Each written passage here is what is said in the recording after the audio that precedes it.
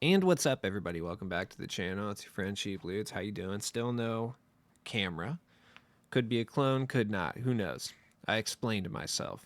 Whether you believe that or not, that's up to you. You know, we've all been clamoring for them to bring things back from past iterations of my team. I'm not sure Splash Zone was exactly what we were asking for or excited about, but here it is. We got Splash Zone back. Hooray. Mo Peterson, Trevor Ariza, Rudy Gobert, cool. Sean Kemp and Tom Chambers. I'll be honest, they are going so overboard on the Seattle Supersonics cards like the last season, man. Maybe not the last season, but I feel like just that one set. What set was that? Supersonic, literally. Yeah, there was like Rashard Lewis and who else? Durant was Sonics, Vladimir Radmanovich. Not saying that's necessarily a bad thing, just wanted to point that out. Larry Hughes gets a card finally, that's cool. The Dark Matters are gross, though. Like, Pascal Siakam will be pretty solid. Jaylen Brown will also be pretty solid. Ray Allen will be good. Lillard is Lillard, so, you'll get an algo boost for using Damian Lillard probably. I don't know if that's actually how it works, but every time I run into the moment's Damian Lillard, I feel like the other team has superpowers, so that's cool. Then we got Invincible LaMelo, Invincible Shaq, and Invincible Scottie Pippen. Hooray. Let's start talking about the cards. We'll start with Mo Peterson, 6'7", 7-foot wingspan. Really, really good defensive tendencies. So Luke Kennard base, which I really like. To be honest, Mo Peterson could potentially be one of the better extreme budget shooting guards in the game. He may be a staple on, I don't want to say budget squads necessarily, but like extreme budget squads. He could be an absolute staple for those. He's going to be pretty good. That Luke Kennard base is a lot better than you would expect. It's good on normal. I can only imagine it's got to be good on like quick or very quick. I haven't used season 6 reward Isaiah Thomas, but if you have, let me know down in the comments below, I guess. Then we got Ariza. Ariza plays shooting guard, by the way. Very interesting. 6'8", 7'2" wingspan. He's big. Like, his player build is huge. Trevor Ariza base is good if you used his Galactic Conqueror card at all. Don't know why you would use the all-time New Orleans Pelicans Trevor Ariza, but if you did, cool. He can kind of move. He's got okay defensive tendencies as well.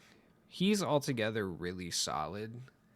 I would say he's very similar to like Rashard Lewis, but he is able to play shooting guard, which is going to benefit him quite a bit. He'll be like a really, really good 3 and D shooting guard. Small forward too. He can play both positions because of that wingspan and that height. You know, he's huge, so that's cool. Rudy Gobert. I don't really know. I'm assuming he's gonna suck. If he's able to shoot it all, he'll be pretty good. Rudy was actually like the only counter to Yao for a little bit, so for that reason, he might be decent if he can shoot at all. I honestly haven't shot a single jump shot with him this year, so I couldn't tell you what his release is like. I can't imagine it's very good, though. I can't. He's going to play lockdown defense. He's going to be fast, and he's going to be big. So think like a slightly smaller, faster Mark Eaton. That's kind of what we're getting. Cool. Sean Kemp, 6'10", 7'1" wingspan. I feel like we've all used Kemp in some capacity. I think they change his release. I don't think they give him Romeo Langford. If I had to guess, they'll probably give him the same release they gave Thurl Bailey, which is Tobias Harris. That would be my guess anyway. I could be wrong about that. I personally am not too partial to that release. I kind of wish they would stick with the Romeo Langford. Because, I mean, to my knowledge, I don't think anyone's gotten this release on quick besides Ben Gordon, and I don't think anyone's used Ben Gordon. He can play small forward, which is what's up. He might be pretty good. He's just going to be like trash defensively more than likely, but he might be okay. Tom Chambers should be an interesting card. Very similar to Sean Kemp in the size department. 6'10", 7'1" wingspan. Known primarily as a dunker. It's kind of like white Sean Kemp. Yeah, with a mullet. We don't have mullet representation in the NBA very often, so it's nice to see somebody with a mullet. I was gonna say or Jerry curl, but we got like Reggie Theus and like we get Robert Reed sometimes, and they had the slickest of curls for sure. I like those. Zach Randolph really sucks. I'll say that right now. So I'm hoping they change it, but they probably leave it the same. His defensive tendencies are bad. This card altogether probably won't be very good. So I wouldn't get your hopes up. Let's take a look at Larry Hughes.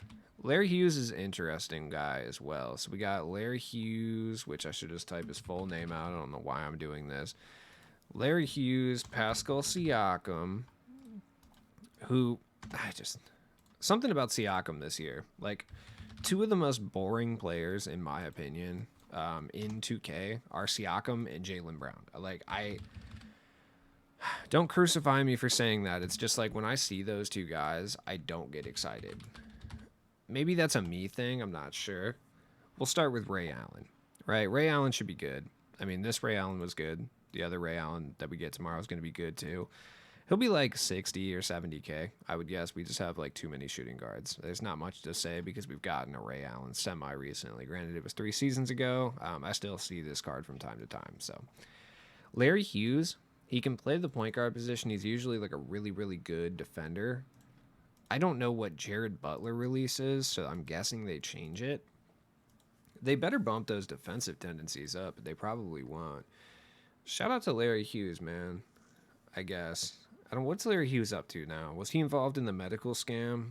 I don't know if he was, but I feel like that makes sense. You know, Siakam. Like I said, Siakam's just.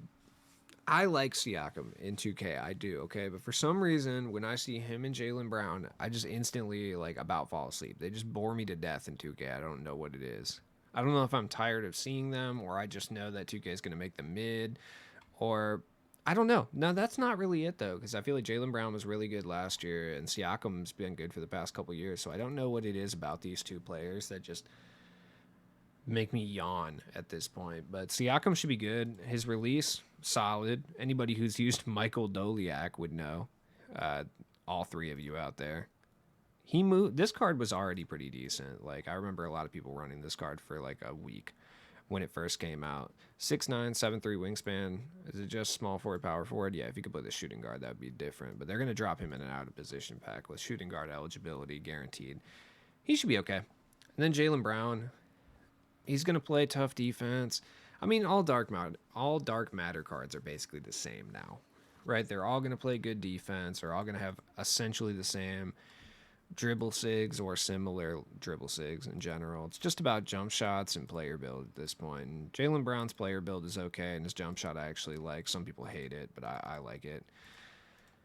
I don't know. Tough to nail down if he's going to be good. I'm sure he'll just be very, very average. And then there's Dame. It's Dame. Like, look at how many Dame cards we've gotten this year. Like, we got 2 different moments Dame cards, which is cool, but also like, what? I don't know. I wonder what the Portland Trailblazers are going to do with the number 3 overall pick. Do they trade it? Interesting. Interesting developments. They should trade it to the Chicago Bulls for Zach LaVine and Kobe White. I know that's not the greatest deal, but I couldn't think of anyone else to throw in there. You know, that would be a good deal. I don't think they need another guard, though. So, Vucevic and Zach LaVine. You get both of them. You get them both. Make a run for the title, Dame. Sure. Now let's talk Invincibles. Now, there's not a whole lot to say here with the Invincibles. I mean, obviously, they're Invincible cards. We got LaMelo, and we got Shaq. And I already forgot who the other one is, Scotty. Scotty should be good. Pippen's going to be fire, for sure. Like, the Scotty Pippen release on Very Quick isn't going to feel all that different from the Scotty Pippen base on Quick. I'm assuming they don't change his jump shot.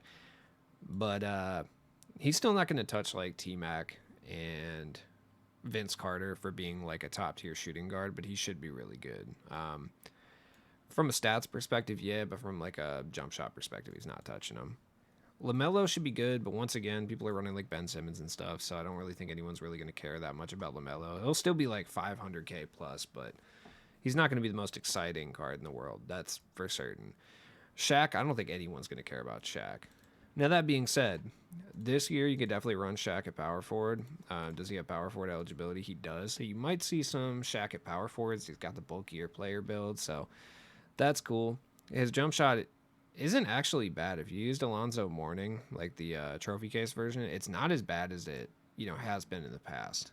It's been worse, is I guess what I'm saying. Shaq should be fine though. Now, we got something really interesting coming tomorrow as well. Three pioneers who blazed a new path in NBA history are coming to my team tomorrow. Take on Chuck Cooper, Earl Lloyd, and Nat Sweetwater Clifton in triple threat to add their special Pioneers of the Game cards to your collection. This is dope. This is so sick. This is the type of stuff that I've been asking 2K to do all year. Like, come on, man. You can save your LeBrons and your Devin Bookers and your Lucas and your Ben Simmonses and stuff for packs, but like drop some grinds for random dudes like this. Like, I don't know who Chuck Cooper or Earl Lloyd or Nat Clifton is. And by the way, if you try to pretend like you know who these people are, I'm sure there's some basketball historians that definitely know who these guys are. But your average Twitter dude does not know anything about Chuck Cooper. I'm sorry. Maybe I'm wrong. Maybe I'm the ignorant one. Who knows? Anyways, it's cool to see them do historical stuff like this. Like, these are three dudes who broke the color barrier. Cool stuff. Like, obviously I didn't know that until he announced this. I had to like look these guys up, so I'm not a historian. I mean, he's a 6'5 guard. He might be okay. I don't know anything about Earl Lloyd. I guess we'll see. Earl Lloyd. See how big he is. Oh yeah, he's a hooper for sure. 6'6", so he'll be alright. Look at this man. Oh yeah, he's got the belt on too. Why does he look so... Was he playing on like an 8-foot hoop? I don't know. Doesn't matter. And then Nat Clifton. Nat Clifton would probably be the best one, honestly. If I had to guess, because he's like 6'8" and stuff. So, what is this stance? Okay, I respect it. So, anyways, I'm excited for these cards because it's just like these are dudes we never see. It's cool. Um, Damn, that man is furry, dude. This is what Bob Pettit should look like, man. Anyways, I'm excited for this. I don't know what it's going to entail yet. From the looks of it, it looks like you just have to beat a triple threat game or maybe 3 triple threat games, and then you get these cards. But we all know 2K is probably going to make it a little bit more challenging. We'll see. Regardless, we'll know tomorrow. Anyways, let's go take a look at the market. I really don't know if this does anything to the market, but let's take a look. And trying to think of like who could be affected by this release. It's weird. Like, the Pioneers of the Game guys aren't going to affect anyone specifically, but the Splash Zone ones, I feel like every pack that we get now is so incredibly top heavy that it's like there's going to be like steals. Like, Joakim Noah is really, really good. These cards are solid, but it's just top heavy. I mean, everyone can see that, right? Like, you know what I mean? Like, Mo Peterson's going to be good. Ariza's going to be solid. Like, Kemper, Tom Chambers, one of those guys will be fire. Larry Hughes will be decent. Gobert will be Gobert. But for the most part, it's invincible or bust when it comes to these sets. So I don't really think that they're going to affect anyone in particular. Like, potentially we could see a drop in... I mean, is Siakam affecting anyone's price? Not really. I mean, not that I can think of. Like, Jaylen Brown, I don't think is hurting the price of anyone like Vince Carter or anything of that nature, but that's just me. Dame's not hurting anyone's price. Like, Ray Allen might affect the price of maybe like a Vince Carter or something, because like Ray Allen should be kind of good, but also probably not. So it's just weird. And then when it comes to even the Invincibles, like, LaMelo might dig into the price of like... I mean, he's not touching Ben Simmons, so I mean, like, realistically, whose price is he affecting? Perhaps maybe Luka. Kind of like bottom top 5 point guards, I guess, maybe would be what I would say. Scotty's going to be the real weird one. If they change his jump shot, like if they were to give him like Kevin Porter Jr. base, he's the best shooting guard in the game, bar none, for sure. Like, no question. Like, I would say if they gave him KPJ, he's better than T-Mac. Like, he'd be the same as T-Mac is what I should say. But once again, it's just hard to know. I'm assuming it's just going to be Scottie Pippen base, which is a base I love, so that's cool. And then Big Diesel, Mr. Haterade himself, the general. Don't think he really affects anyone's price, directly. But it just depends how good the card is. So I don't know. As always, it's been your friend Sheep Ludes. Hey, I will see you guys tomorrow. I'll be back after work dropping some pack opening videos, and I'll probably not be happy about it. It's all good. Have a good night. Stay safe.